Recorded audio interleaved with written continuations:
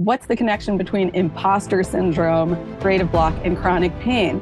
They're all stress responses. And when you make a big career transition, even if it's one that you really want to do, or maybe even especially if it's one you really, really want to, so the stakes are high, that's a stressful experience.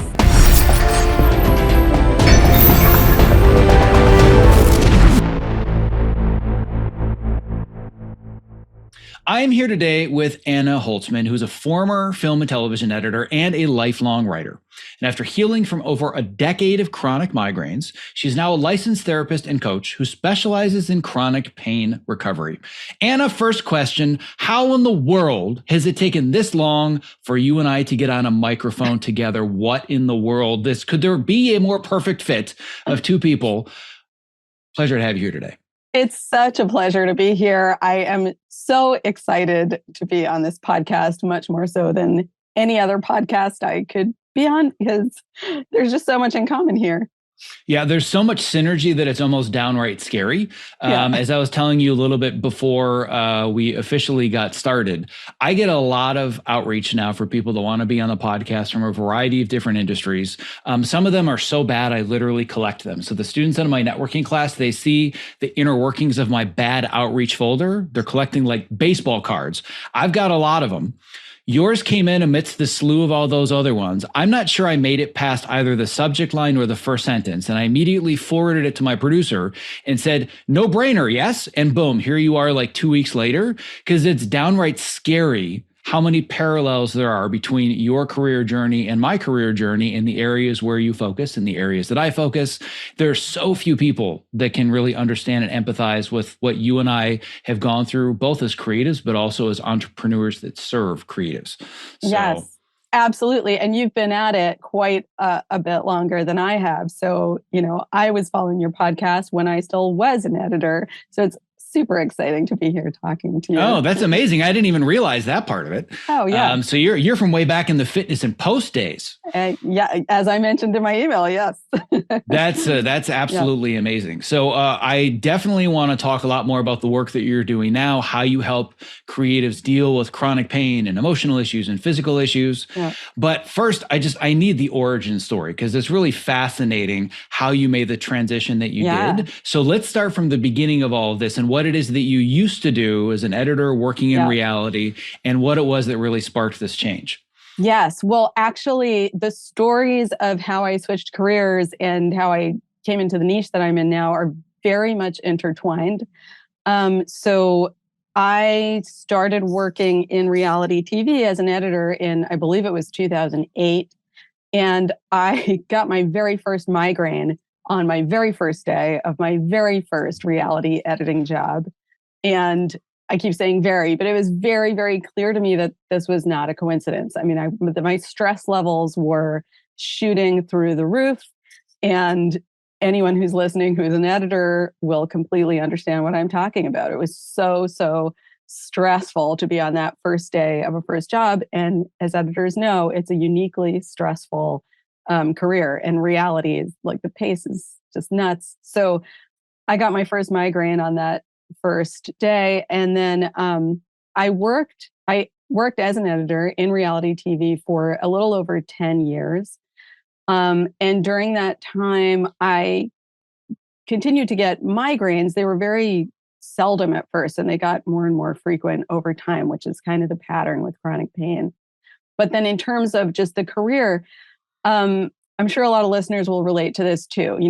Editing reality TV was never the end goal for me. I wanted to be an auteur. I wanted to be a filmmaker and, directing independent films. And I needed to to get a job. And there are lots of jobs in reality TV for someone who can edit. So that's where I wound up.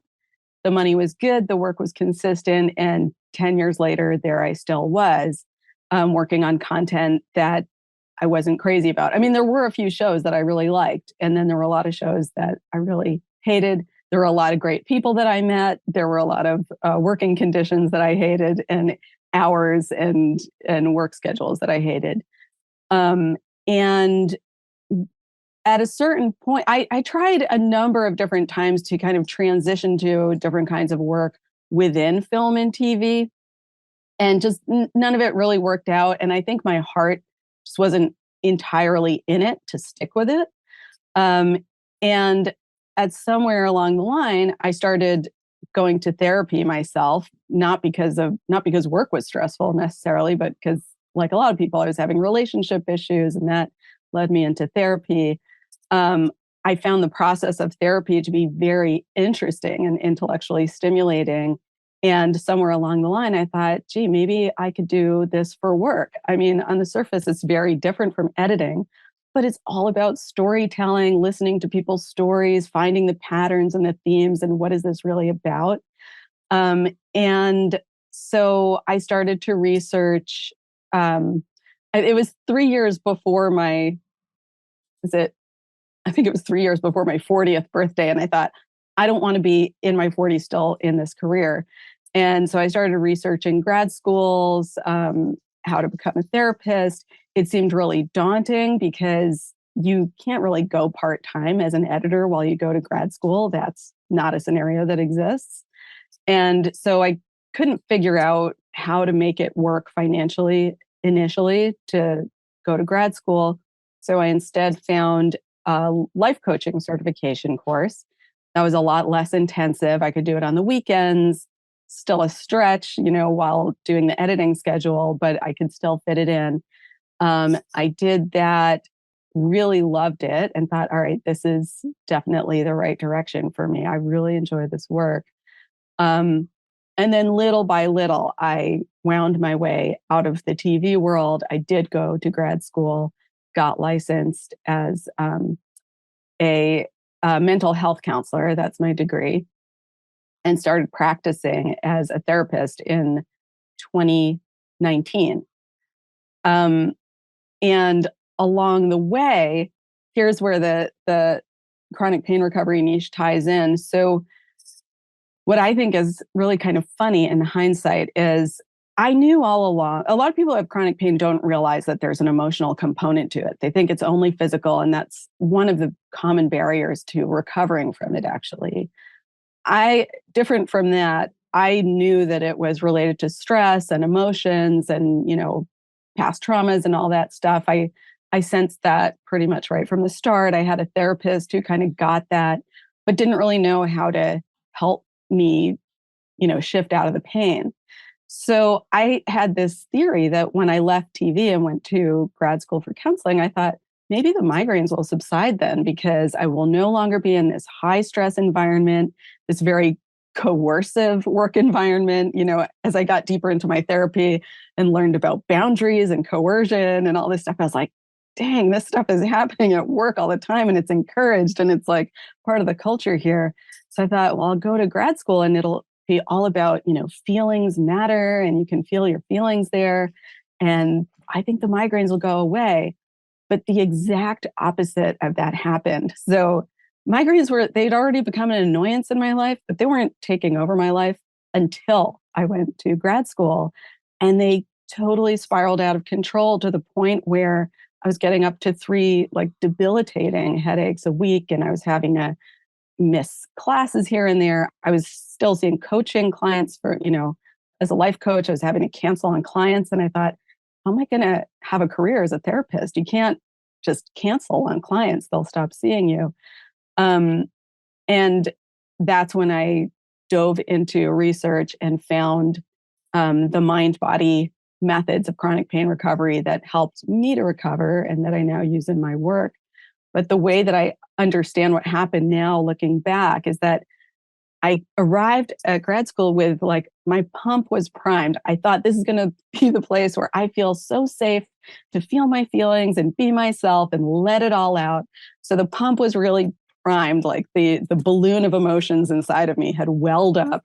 And then I got there and it was like, oh, I don't feel so safe here. There's still certain aspects of this environment that are hierarchical and rigid, and a fair amount of old school ideology that pathologizes big emotions and, terms reactions to stress as disorders. And so I felt kind of I was about to let out all my emotions, and now I'm going to hold them in. And they kind of just went nuts inside of me. Well, So first of that's, all, I'm not surprised that on day one of week one of your first project in the reality television industry, you got your first migraine. yeah, We both definitely agree there's not a coincidence there, but I've certainly seen the pattern, similar to as I'm sure you did even earlier in the life coaching days and now in the therapy days, where the assumption is, well, there's a correlation. I started day one and I got the yeah, migraine. So I leave and the migraines go away. And I see this with my clients all the time. They say, I know this is what I don't want to do. And as soon as I find something else, then finally the problems go away and life will be better. And they all of a sudden make that transition or succeed or reach that goal. And they're like, hey, wait a second. My life still has problems and I'm still dealing with all these things. And there's often things that are a lot deeper underneath the surface. And what yes, I find so interesting, and I think this is so key for anybody that's interested, but also afraid of making a major career transition, is understanding where the transferable skills lie. Because when I was transferring from being an editor, and I'm still in the position of transitioning, but transitioning to what I do now, massive imposter syndrome. I've oh only yeah, done one thing my whole life. Why would somebody pay me to do something else? Until I realized, and it sounds like you had this realization too. yeah, Well, I'm going from editing to therapist. There's no connection. Oh, hold on a second. I've actually been a therapist for most of my career, haven't I? yeah. Yeah, but there was absolutely, I relate to that so much. And I recently made a video on Instagram that was like, what's the connection between imposter syndrome, creative block, and chronic pain? They're all stress responses. And when you make a big career transition, even if it's one that you really want to do, or maybe even especially if it's one you really want to, so the stakes are high, that's a stressful experience. It can be a very positive move, and it's stressful, and it's going to bring up all your fears. Yeah, and that's something that, especially this year, because this is kind of the year that I put the stake in the ground. And I said, for the first time out loud, I am a former film and television editor. Oh, I wow. still feel that emotionally when I say that sentence out loud, because I'm not Yes. even totally sure I believe it yet. But the first time doing it, I don't think it's any surprise. And I'm sure you can help me better understand this as we go through our conversation today. Yeah. This year, emotionally, physically, mentally, shit show, total complete shit show. Like, Just been, what we call in our community, and we've talked about this on other podcasts. This is the messy middle, right? It's just massive yes. growing pains. I don't think there's a coincidence that the last 7 years of balancing a podcast and coaching and building a website didn't experience any of that. This year, nope, this is the year I'm doing it. And it's just been an emotional shit show. Yes, and I think it's no coincidence that it's called growing pains. And not everybody experiences their stress as physical pain, but physical pain is just one manifestation of how stress can show up. It can show up as anxiety, it can show up as pain, it can show up in so many different ways. But making a big career transition is like in the chronic pain recovery world that I'm now a part of. That's like so well known to be one of the most common triggers is changing careers, advancing in your career, buying a house, getting married, having a kid, like anything where you're expanding in life. There are going to be these growing pains, and it's upheaval and it's change and it's the unknown, which is really scary. And when you said you you told me that you had said for the first time you're a former film and TV editor. I actually felt something physical in my body as I was listening to you. I felt my stomach drop. And I was like, oh, that's so scary. Because it took me right back to a moment in my life coaching certification when I had decided, I guess it was the moment that I decided, all right, I am going to do this. I'm going to leave TV. I'm going to go into this new path. And the moment of deciding, I had this massive stomach drop and freak out feeling. I was like, oh my gosh. So like everything that I've achieved up until now that I've worked so hard to achieve, that I've been really proud of. And I like going to, parties and meeting new people and saying I work on this show and that show. And I'm like, I know all these people in this field, like that's all going to go away. And who are my friends going to be? And what's my identity going to be? And what's my personality going to be? Because I thought the personality I had as a TV editor, which was like all fast and loose and making inappropriate jokes and all this stuff, like that's not really going to be appropriate as a therapist or as a life coach. And it was a very scary moment to me. Yeah, and I can very much relate to both who are my friends going to be? What does the new social circle look like? But ultimately, and you kind of alluded to this, and I just really want to hit this point home, it's who am I going to be? Like, Yeah. who do I think I am that I could have done all these things and just decided, yeah, that was all fun, but that was the last 20 years, that was a waste. I made all the wrong decisions because now I ended up here. And it's taken a while to really kind of realize, well, that was needed to get me where I am now. I didn't waste any time, but it's also very hard. Like you said, like I like going to the parties and say I work on these shows, and to work on one of the most popular TV shows on the planet currently and say I'm a former editor, like that's really hard when people are like, are you crazy? Right? Most people are saying you shouldn't be doing this. You should keep doing what you're doing. Job offers come in, and it just the higher that you climb, the harder it is to say no to opportunities. And it's terrifying to just constantly have to say no to these things. And in the reality world, you were working at a high level. Yeah. And, listening to you, I'm remembering another aspect that I've kind of forgotten about, which is I think when I went to grad school, that was something I felt more comfortable telling people. It was kind of more mainstream or whatever you want to call it. But when I first left TV, my first step was I'm going to try to make a career as a life coach before going to grad school. And I was worried, like, what am I going to tell my TV friends, that I'm a life coach? Like, I think that's becoming a more accepted term nowadays, maybe, but it's got a lot of baggage, though. So I definitely understand. Baggage. It's got a ton of baggage. And I knew there would be some people that would hear it and say, oh, cool. And other people that would be like, oh, what happened to her? She kind of like went off the deep end. Yeah, the first image that comes to mind, I think, often with people is that you're going to come on with flowers on your shirt and you're going to cure all of my issues with crystals and incense. That's what the life coach is going to do for me. All I need to do is manifest my destiny, assemble my vision board, sit back and wait for it all to happen. Which, by the way, if you said that to me then, I'd be like, yeah, and I don't want to be that. And that isn't really, it doesn't happen to be my particular vibe, but I'll go to a coach that has that vibe. I'm much more open to that stuff these days. Yeah, so I can understand where it's not just leaving the one identity, but am I even right for the new identity that I'm assuming? And it's a process. Yeah. And in going through all of that, what I'm curious about is you're having all the migraines, experiencing other kinds of chronic pain.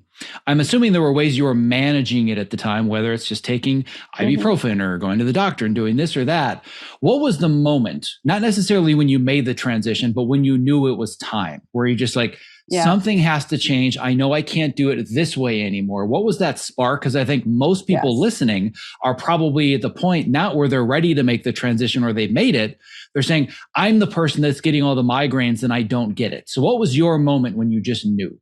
Yeah, so absolutely. It's just as you described. I was managing it with initially with over-the-counter Excedrin, and that worked fine for a while. And then when they started to become more frequent, I thought, maybe this is something I should talk, because it didn't even occur to me to talk to a doctor about it initially.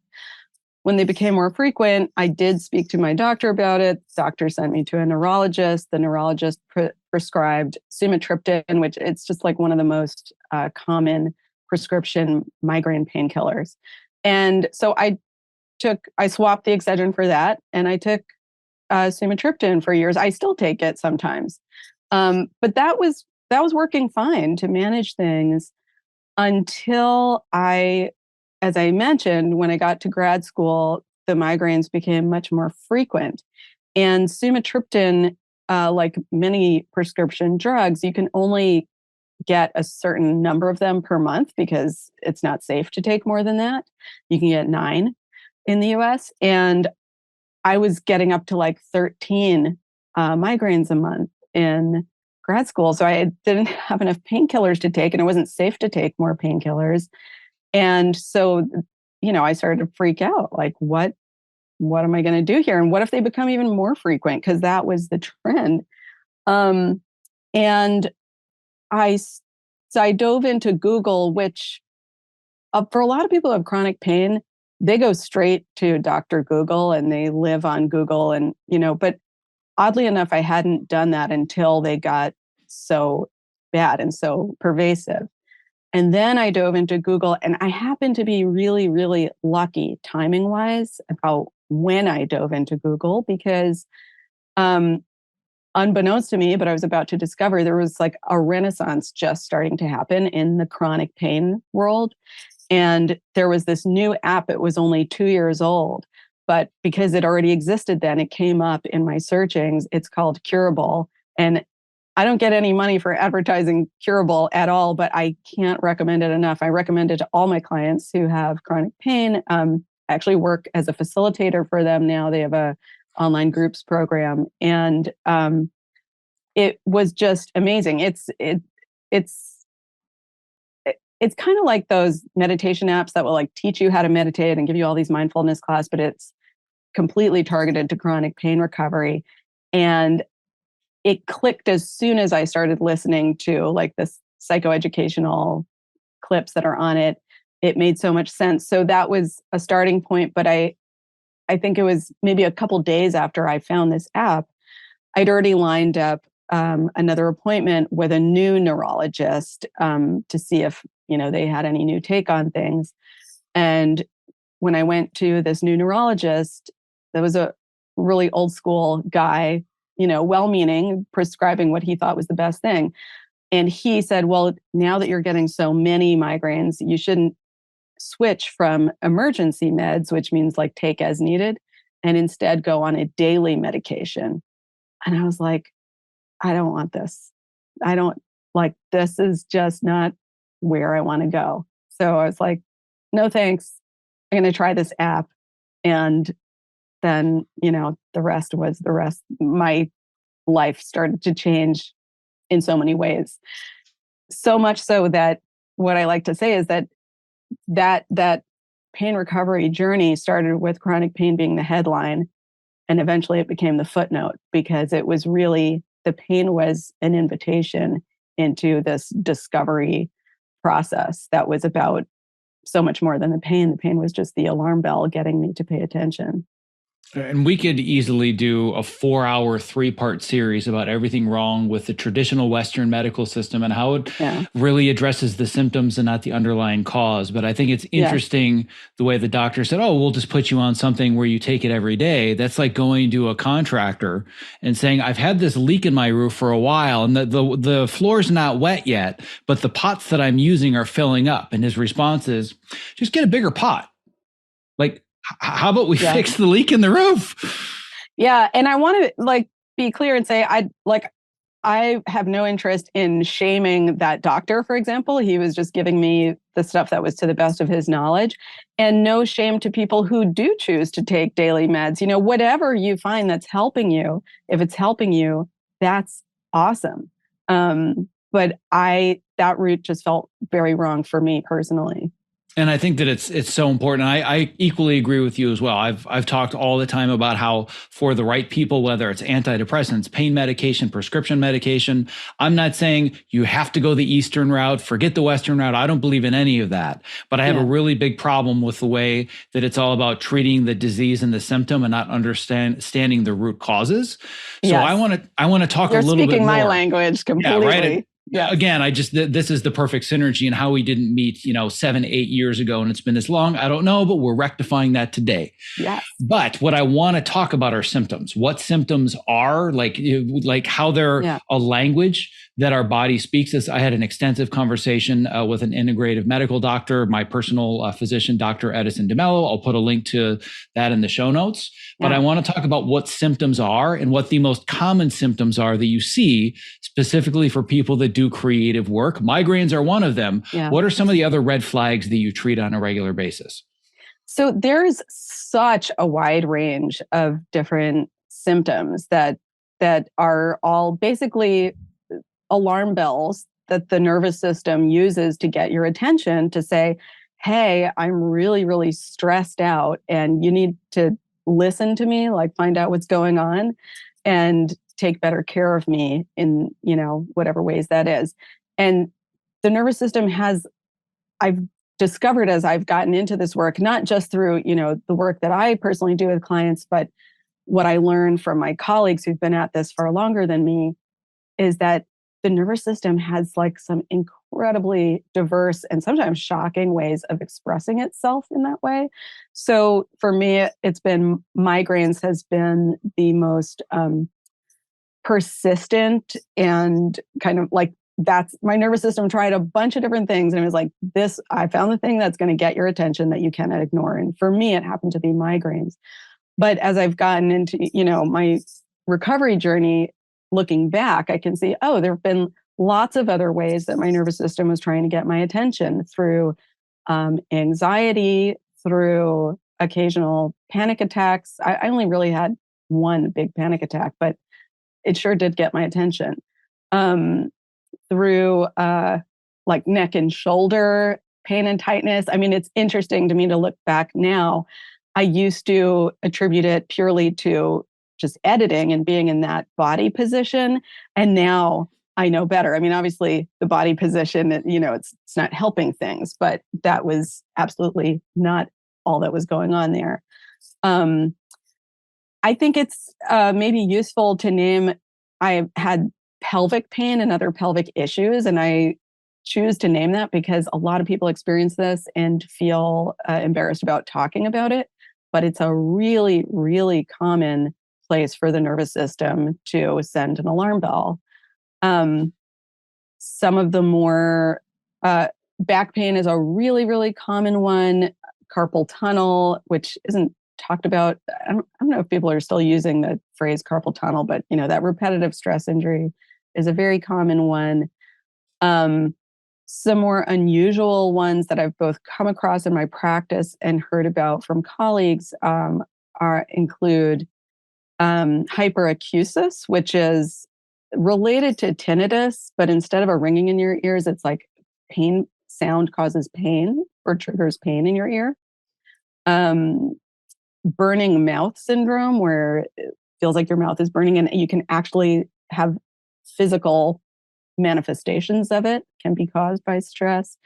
Fibromyalgia, IBS, all kinds of stomach and digestive issues, and food sensitivities and allergies. I mean, just, it's really endless, the ways that the nervous system can grab for our attention to say, hey, I'm not doing well, and I need your love and support, and maybe I need you to protect me in certain ways. I could probably cross half of those off of my personal list of all the things I'm like, yep. Had that before, had that now, all those things. And the one specifically that I will bring up that has been, I don't know if I would consider a chronic pain in the traditional sense, but I want to dig a little bit deeper into this, and you can help me and everybody else listening better understand it. But for the last several years, as most everybody already knows that listens and watches, I've been training for American Ninja Warrior. So at my age, probably not the best choice as far as the makeup of my body and my athletic abilities, but it's just, that's the way that I roll. And I've had chronic tightness in the shoulders and in the neck and the suboccipitals. Like, I am putting my chiropractor's kids through Harvard right now. Like, I am constantly in there getting adjusted, getting fixed, knowing that they do a great job of keeping me aligned, but I just keep breaking myself. So it's almost kind of like they continue to treat the symptoms because I'm doing so many things to myself physically. What's happened this year has felt different, and I'm going to explain it from my perspective, and then you can help translate, because it honestly doesn't make sense to me, but I think it will to you. Yeah. I have done a lot of work on mobility because I'm just chronically tight, and the more that you strengthen your muscles, the more your muscles constrict and they tighten, right? So I've noticed that, like, my ability to reach over my head, much more difficult because I do so much pulling and pushing. And up until this year, it all just felt like, I've got to roll this out, or I've got to see the masseuse and it's better. But something intuitively has been telling me this year, as I'm getting so much tighter and less mobile, it's like, this isn't physical. There's something emotional. I can't explain it, but intuitively, it just feels different, which, again, don't think it's a coincidence based on where I am on my journey, but help me translate what the hell is going on. Yeah. Well, yeah. I mean, when we are stressed, our muscles tighten and brace. It's a protective reflex, really. And so I'm just going to share with you there's so many different tools for exploring this stuff. And one that I happen to really love is expressive writing and journaling. And I use a particular prompt, and no pressure to like have any clear answers come from this as we're like in the moment having a conversation. But when I am experiencing a symptom, and tightness is something that I experience as well, I'll journal in conversation with it, and I'll ask it this series of questions, and I'll speak to it kindly, which is really important to mention because, if our body, our nervous system is afraid of something and it's feeling defensive and it's got its walls up in that physical tightness, if we yell at it and try to get it to stop doing what it's doing, it's only going to tighten up more, just like any frightened defensive person would. If we yell at it or express displeasure or annoyance or, any of that stuff. So I'll say to the tightness, dear tightness, what are you feeling right now? Like, are you feeling sad? Are you feeling frightened? Are you feeling angry? Frustrated? What's going on? What are you feeling?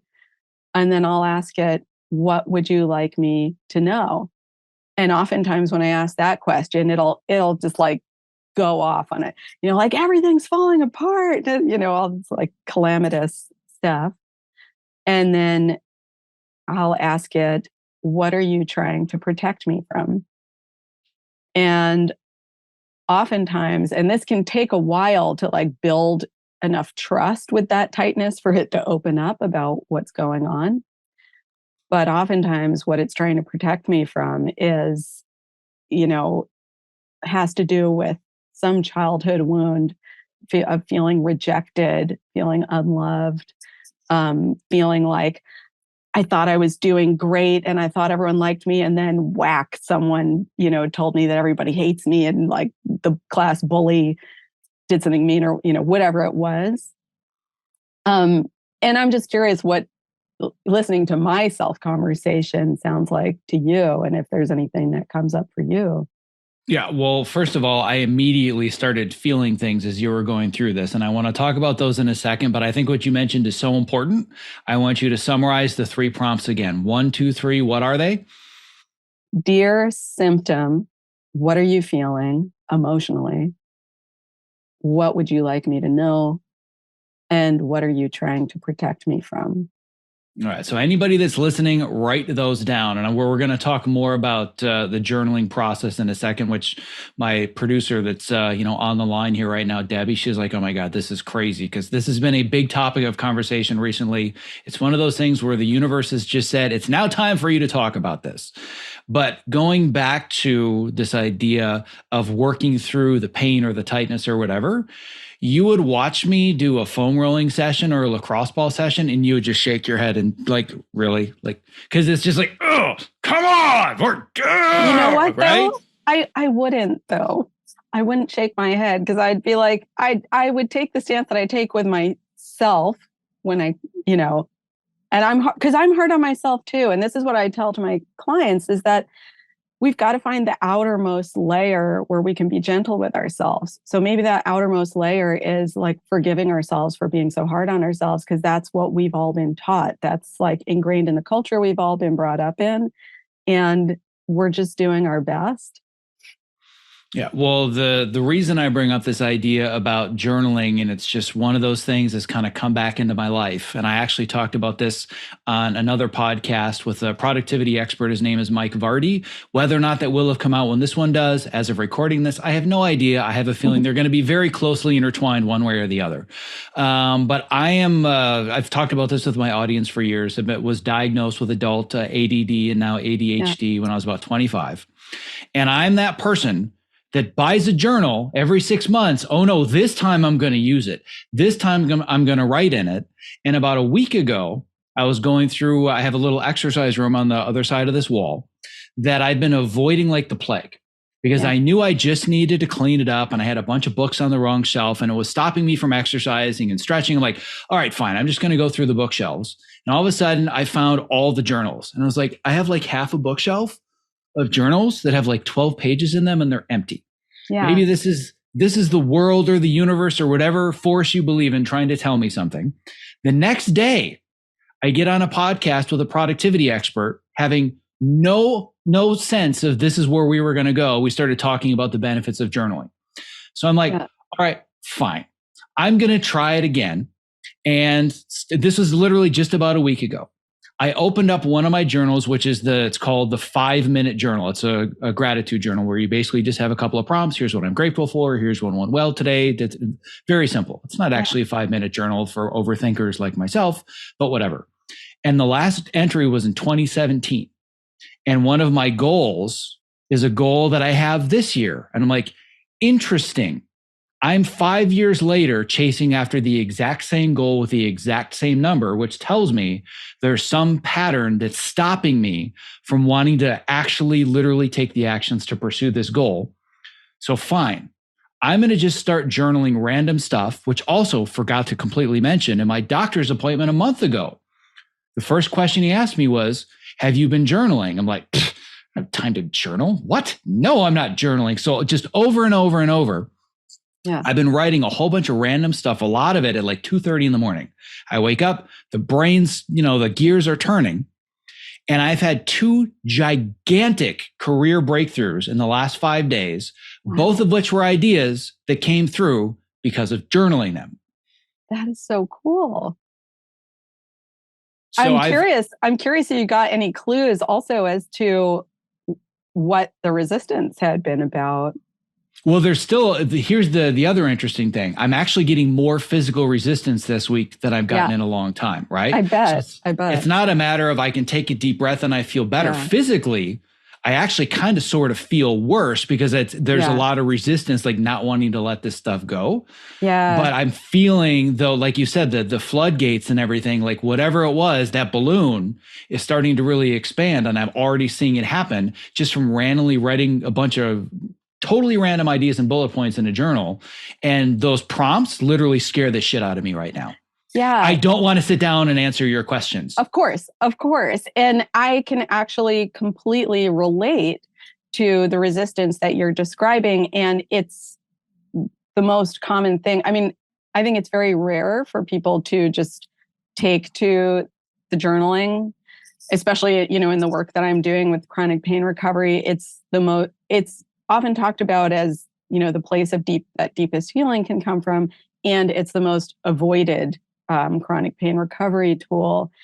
And I avoided it. I was a year into my pain recovery path when I finally got into journaling. And as I mentioned, I was using this app called Curable, and they've got a bunch of different types of exercises, and writing is one of them. And I was doing everything else except for the writing, and I just wouldn't do it. And I didn't even think too much about why it didn't even occur to me I was avoiding it. I was just like, nah, not interested in that one.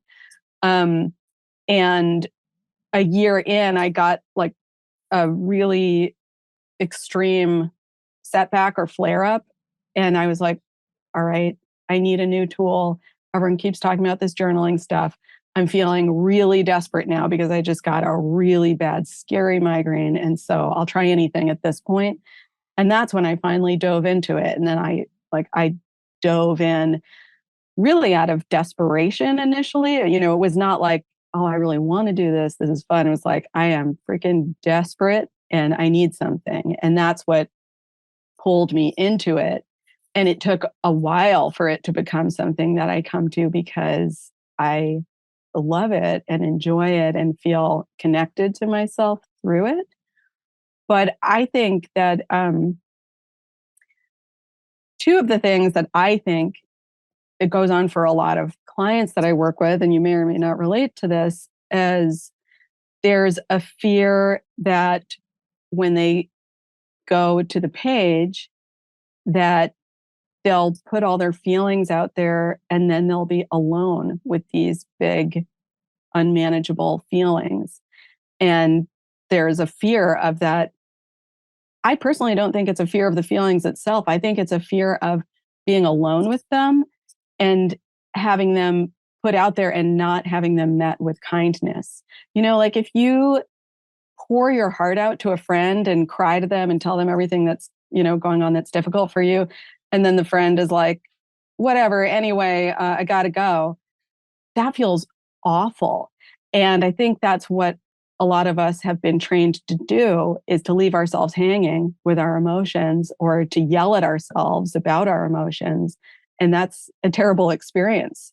So for me, what's been really important with journaling is learning how to not just express the desires, the pains, the feelings that are inside of me, but to meet those with approval and kindness and softness and caring too. That's the magic potion.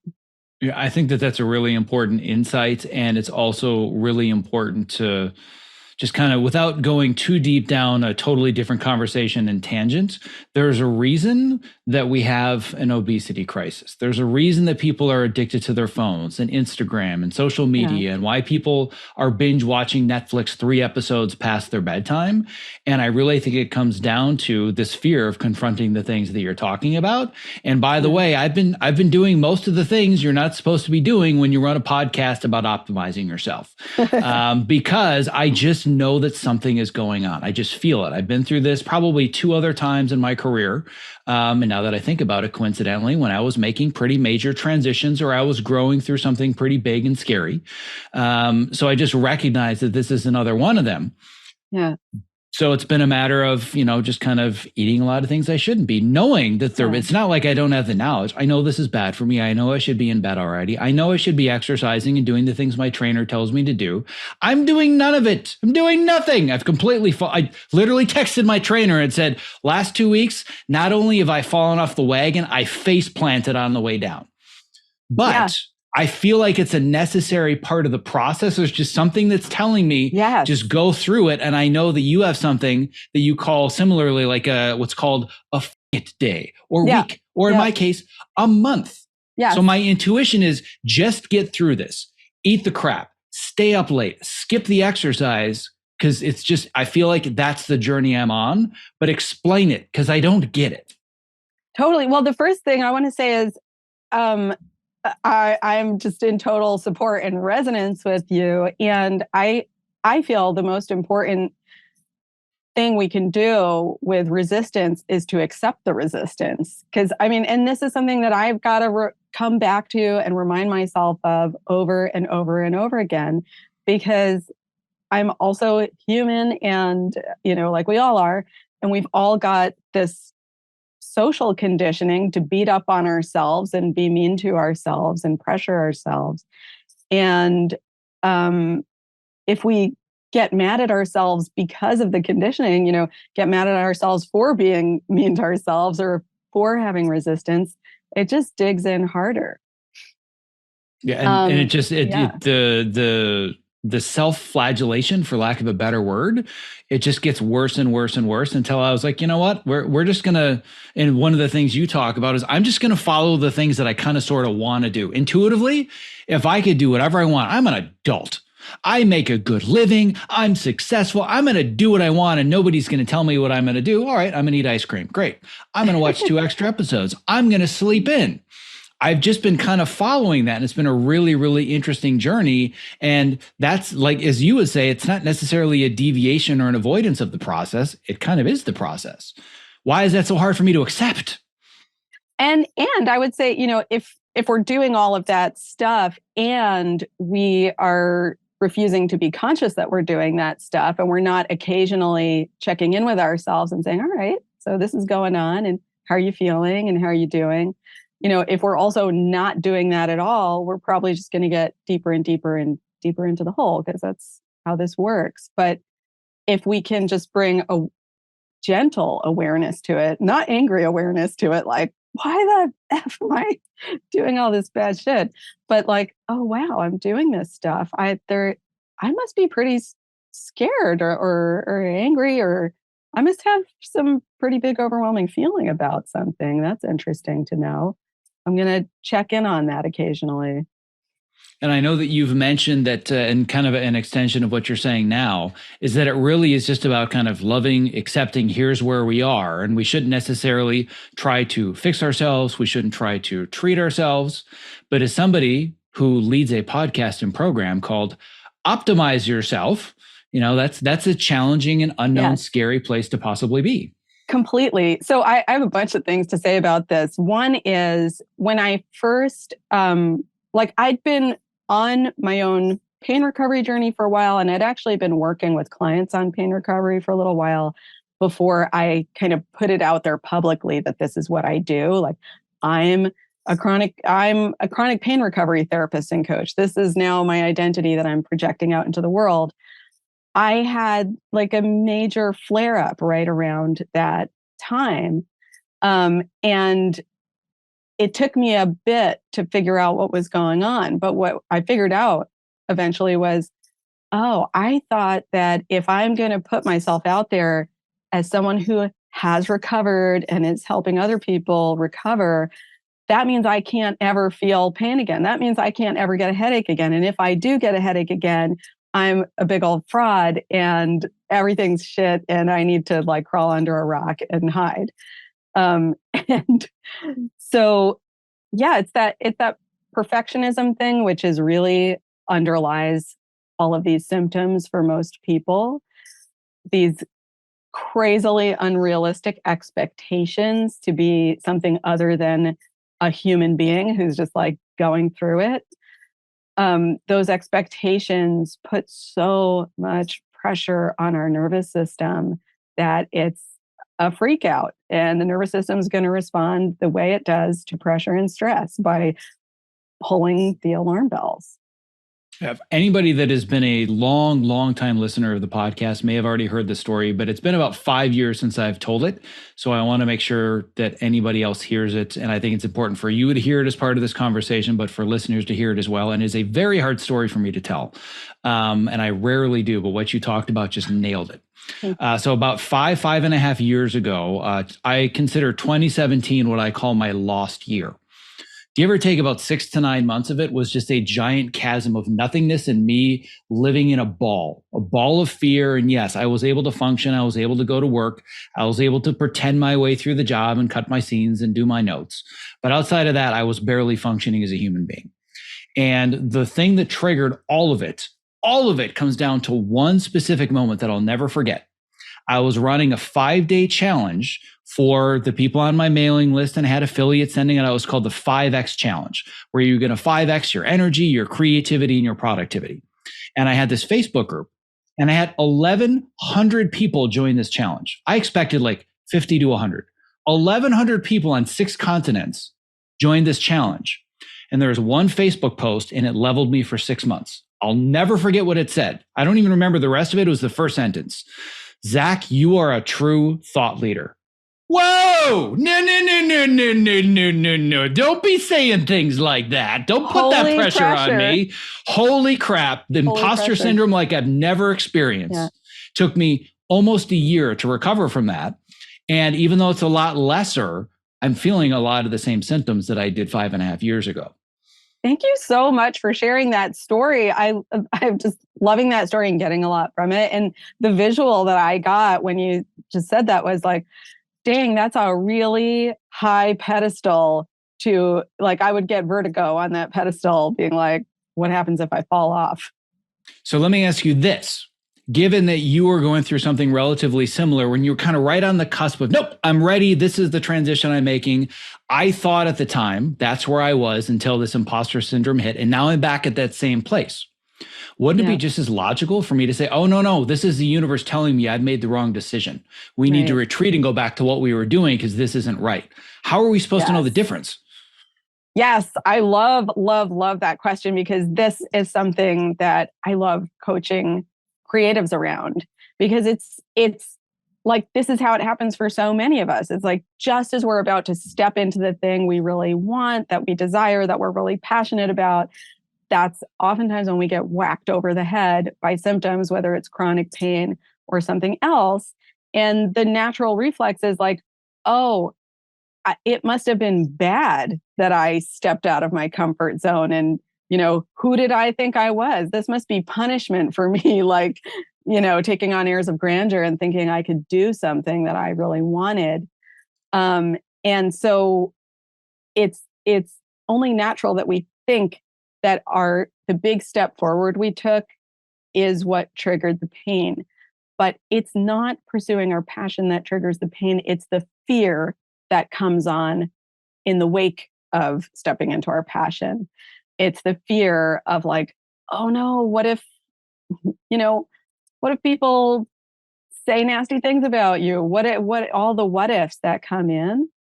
So we do need to spend some time and care and love and attention with that fear that comes up.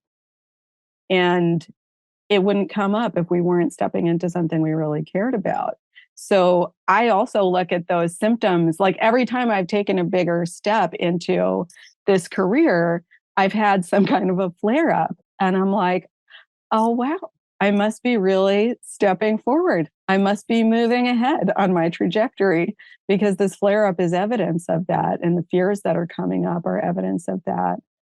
Yeah. And I think that with my type A personality and like type A and giant 200-point font, bold, a couple of pluses after it, my immediate response to all of this, what I've been going through this years, I thought we had this figured out.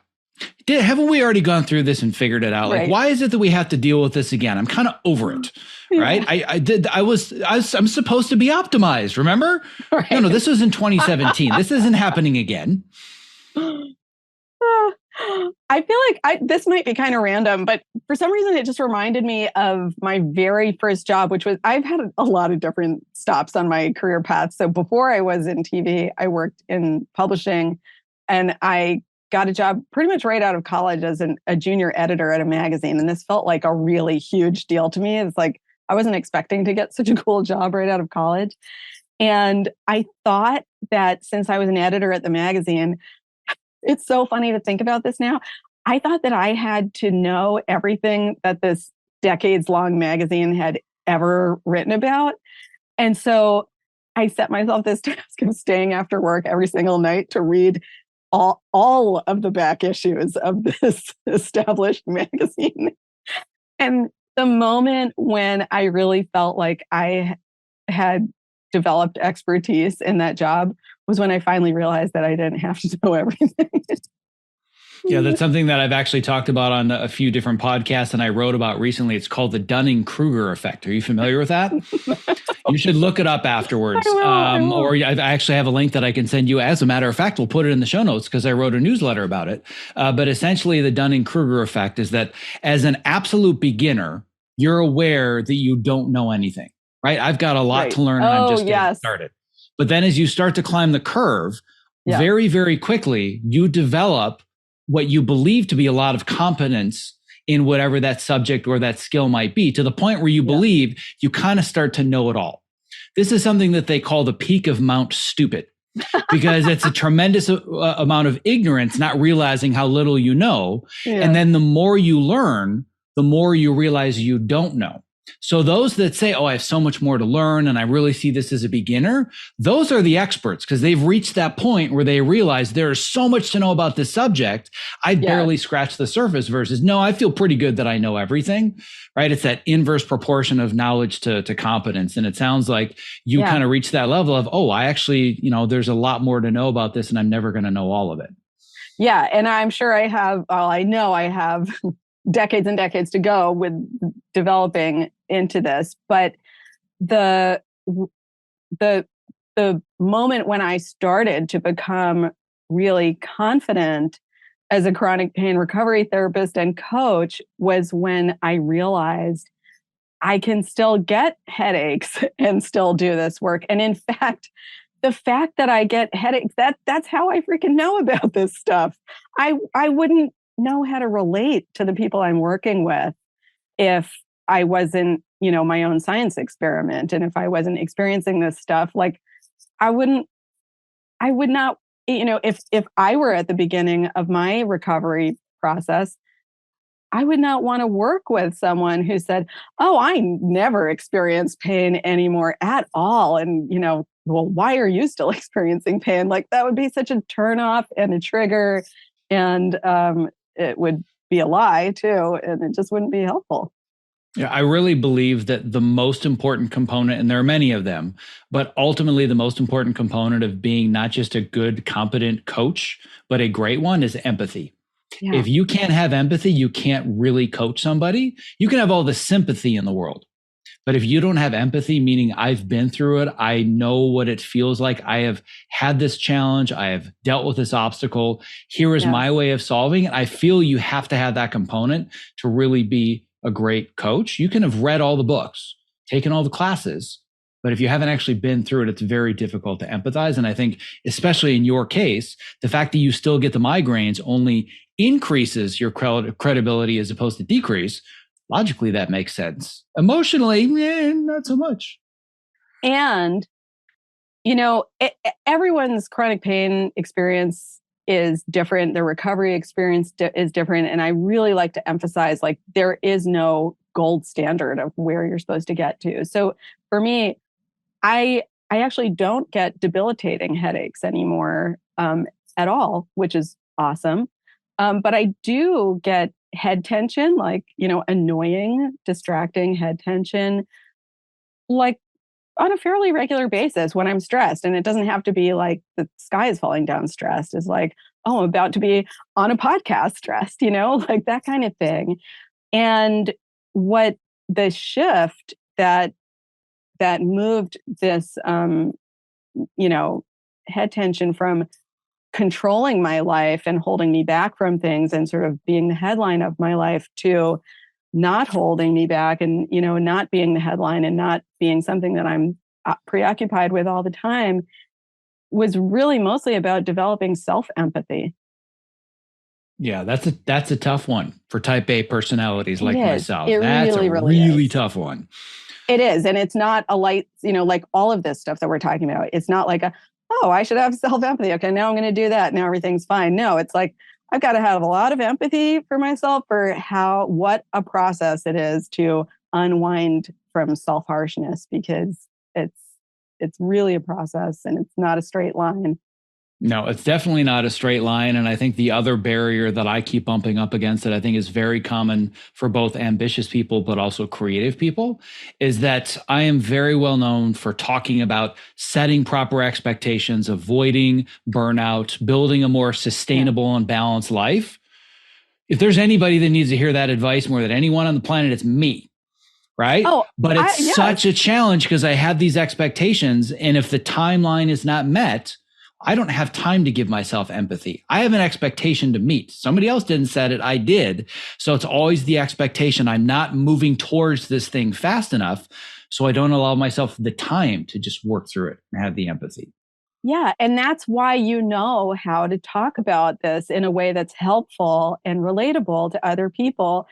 And I get a lot of feedback on, I post regularly on Instagram about chronic pain recovery, and I've got a weekly newsletter, and I get a lot of feedback from people saying, oh, this is exactly what I need to hear. And I'm like, well, that's because it's exactly what I need to hear. And I really write this stuff for me. These are self-reminders that I share with other people. Yeah, it's no different than one of the areas of the industry that I'm quasi obsessed with, not completely obsessed, but have a soft obsession for is stand-up comedy. I love stand-up comedy. And the deeper you get into understanding that part of the industry, they all say that, the most people use stand-up comedy because they're using it to work through very, very serious traumas. Yeah. That's their way of expressing and communicating with the world what happened to them or whatever it is that they're working through. I can't even imagine the person that I would be if I didn't have a podcast and a newsletter.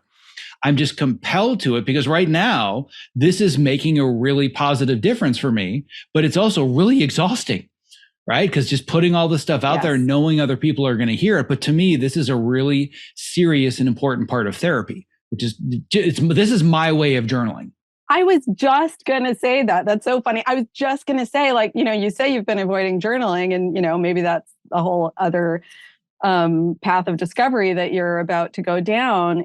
And you've been engaged in regular self-expression out loud and in public, no less, for a really long time. So you've been doing your own form of expressing.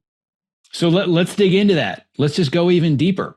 Why is it easier for me to journal 1,500 words to thousands of strangers than it is for me to journal in my own notebook that anybody's ever going to read? Well, I don't know the answer to that, but I'm curious how you are feeling toward yourself and about yourself when you sit down to write.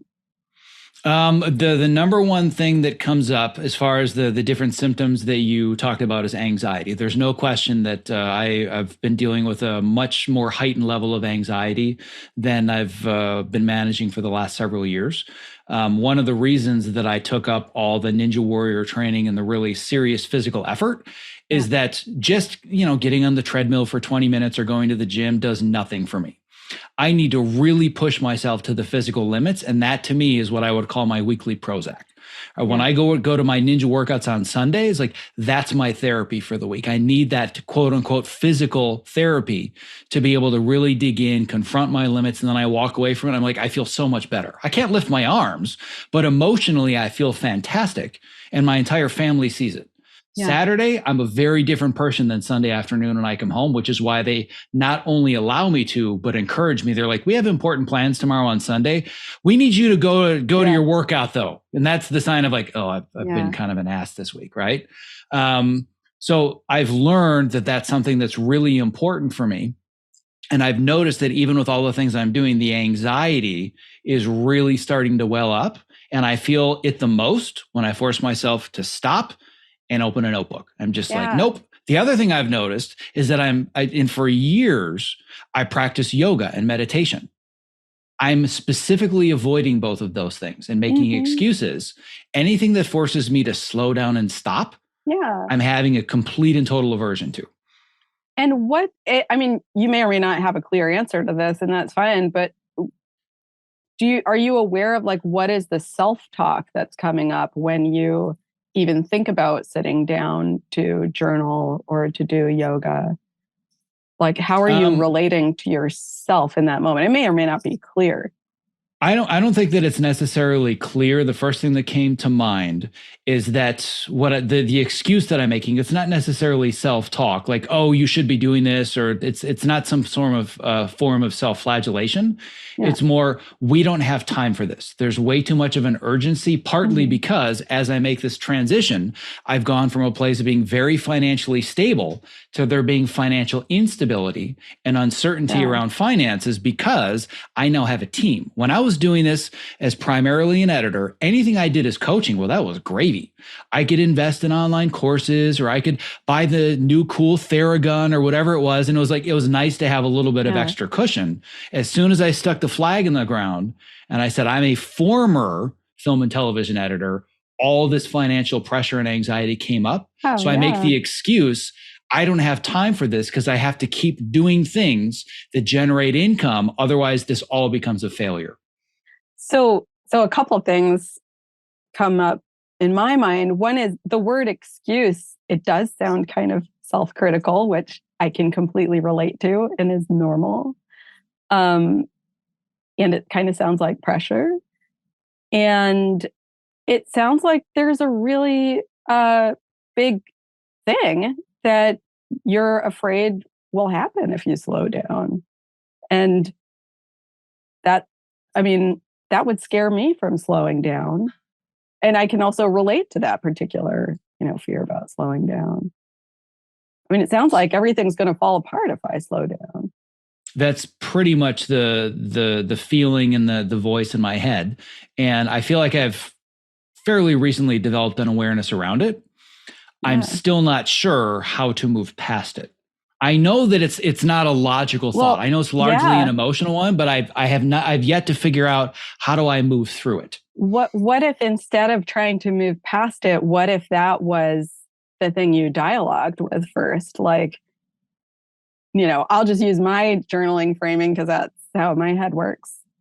But I might sit down and write like, dear fear that everything's going to fall apart if I slow down. What are you feeling?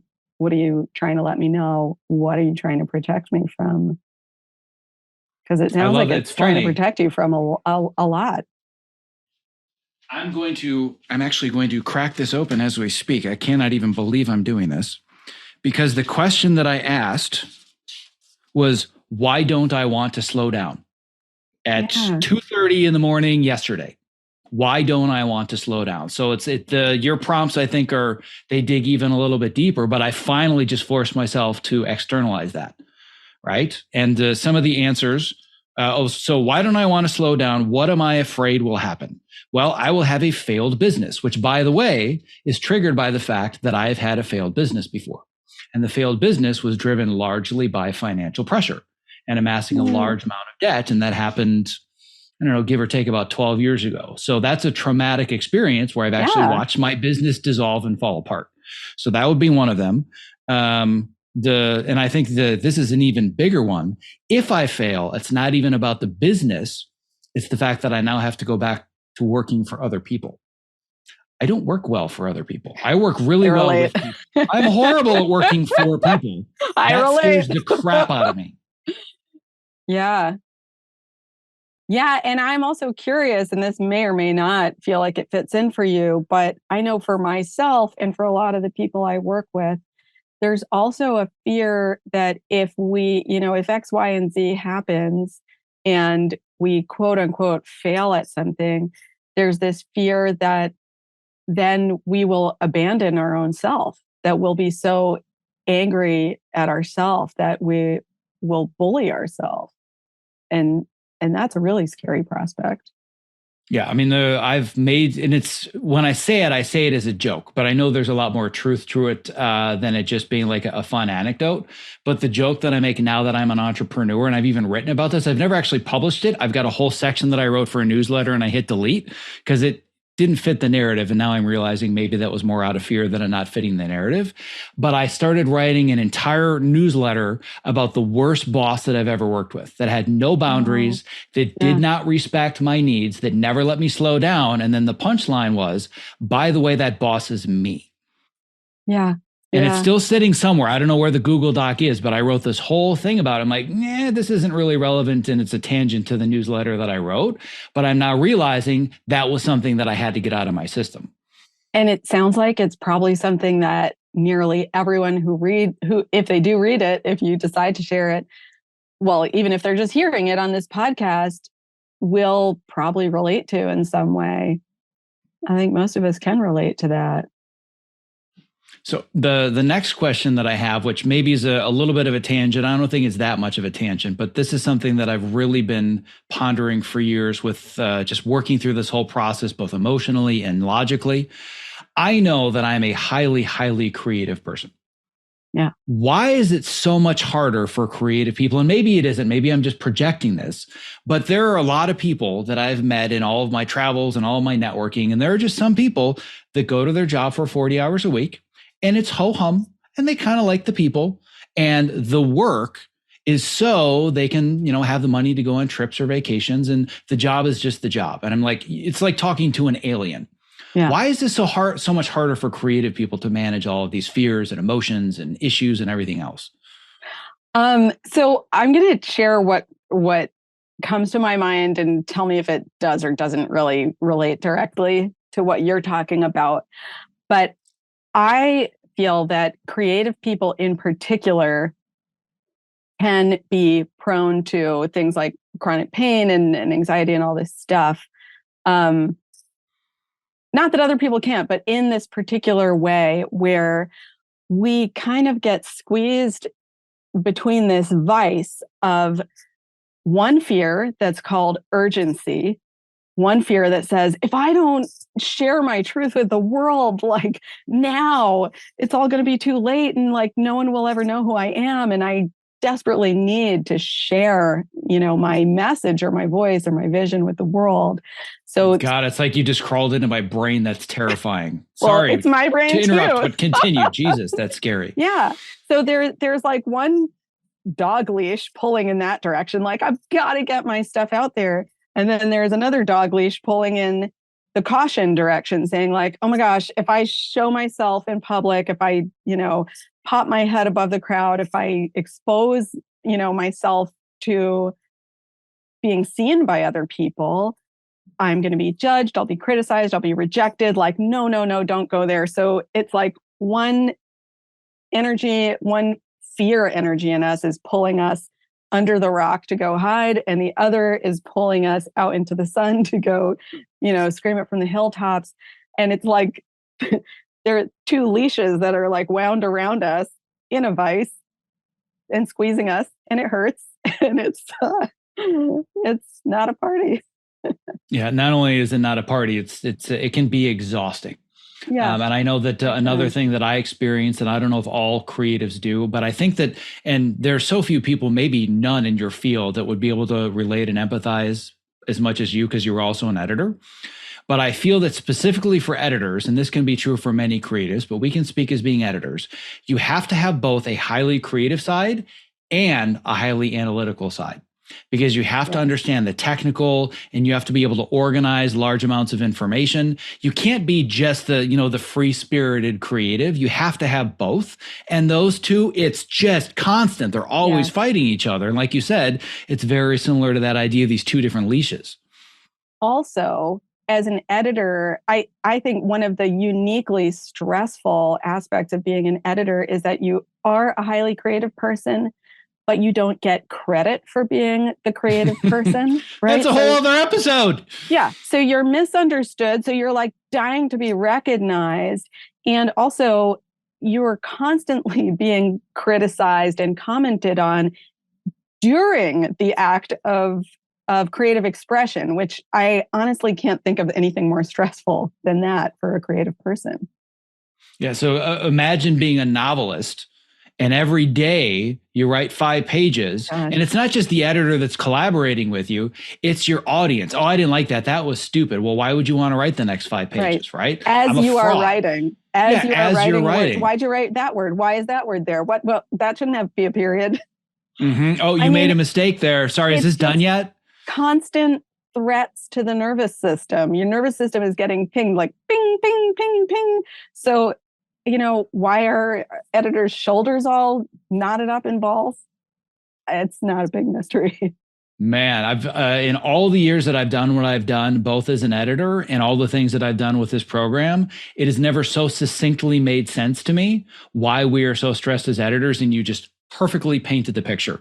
Because you're right, we're highly creative. We want to express ourselves. And the second it gets out, literally the second it gets out of our brain into a timeline, into a monitor with somebody on their couch with their phone or their laptop. Nope, I don't like that. Nope, that was a bad choice. Oh, that music. Yeah, let's switch that. You're like, but I didn't even get to do the thing yet.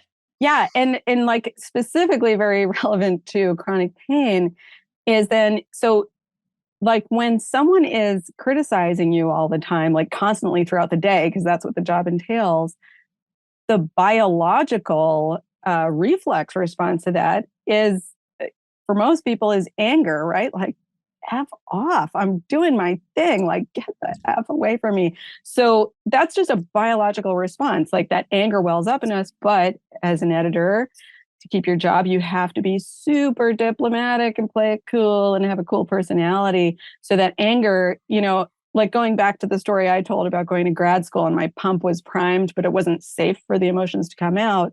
Same deal. It's like that anger that's, it's not personal. It's not a personality thing. It's just a biological response.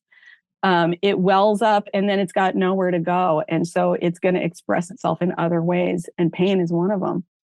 What I want to do with the few minutes that we have left, because as somebody that talks about time management, I do want to be respectful of your time and your expertise. But for those that are going through this kind of chronic pain, and now, I mean, you literally have crystallized so much of my life and the stress, like in this one image, it seems so obvious now. So I appreciate giving that clarity both to me and to the audience. But let's assume that you're talking to me 10 years ago, or you're talking to somebody that's in the middle of the migraines. They could literally be listening to our conversation in their earbuds while they're doing notes with a director in front of them. Where do we get started? I know we talked about creative journaling. What are some other things we can do to get started, to start working through this and better understand it? Yes. So I would say that creative journaling is not the starting point.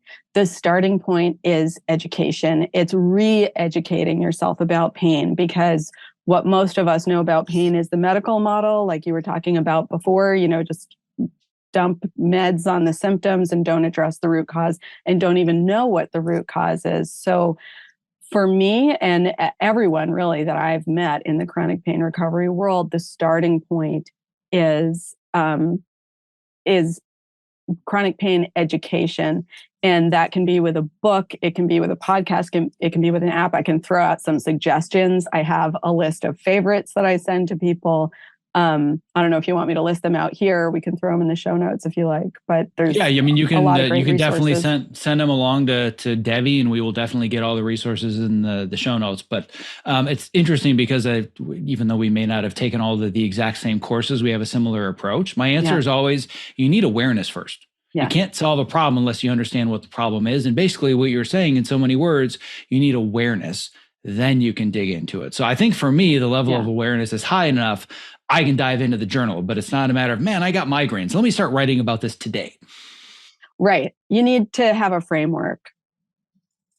And that helps with establishing safety, which chronic pain recovery is all about establishing safety.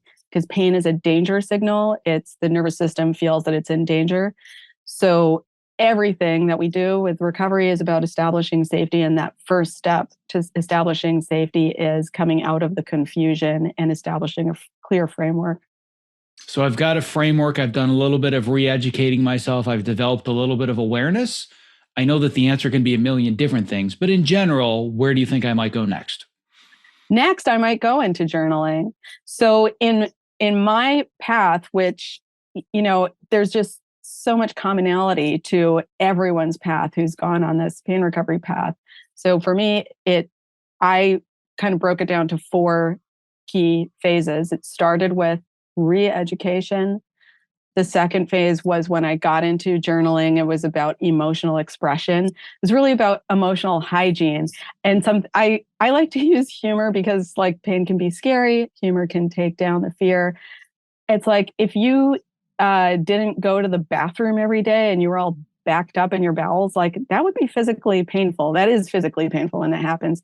Same deal with emotional energy. If we're not flushing it through ourselves on the regular, going to get backed up and it'll be physically painful. So 1 was education, 2 is learning emotional digestion or emotional hygiene. Emotional digestion. I love that term. Continue. 3rd, learning how to develop self-love, which I know when a lot of people, including myself in the beginning, when they even hear the term self-love, they cringe like, ugh. And that's a big indicator that we need a lot of work there. Culture has taught us that loving ourselves is wrong and gross and weird and icky. And that's, in my opinion, that's all of what got us into this pickle to begin with. So that's 3rd. And then 4th for me is letting go of the perfectionism about healing itself, releasing the pressure to be perfectly healed, whatever the hell that even means. Well, if step number 3 is embracing self-love, I can see why I'm scared of step 2, because that is a very scary concept for me as well, because it's not the way I was raised. And it's all about having the achievement and moving forwards and, having the time and energy to just be and just accept. That's a scary, unusual concept. Yeah. And it's cultural, right? It's not the way almost any of us were raised. And so like we're in it together, stumbling our way through it. Well, there is another step to add, and I want to do the promotion work for you because I know that as creatives, we don't often like to promote ourselves, but I would assume that amongst one or any or all of those steps could be seeking out somebody to help you through the process, which is also what you do now. Absolutely. Yes. And I have 2 programs that I am very excited to share with people. One is a self-paced course that people can find on my website, and it's called Writing to Release Chronic Pain. It's obviously about expressive writing. And the other is a group coaching program that I'm going to be launching in January, and it's called From Chronic Pain to Passion. And it's specifically for creatives, for passionate creatives who want to recover from chronic pain and reclaim their energy so they can use it to bring their dreams alive. And I'm super psyched about that because I love working with creatives. Yeah, I can once again there's so much synergy between both the people that you help and how you help them as the people that I'm working with as well. So I'm certainly going to do my best with this podcast, both the conversation that we're having in the newsletter and elsewhere, to make sure that people know about your services, because this is a service I cannot provide and cannot even do it remotely at the level that you do. So if somebody's listening to this and these are services that they require, just know that you already have my endorsement, and this sounds like this could be tremendous. The amount of benefit I got just from a podcast conversation for 45 minutes is immense. So I can't imagine what it must look like to be in a supportive group program for weeks or even months.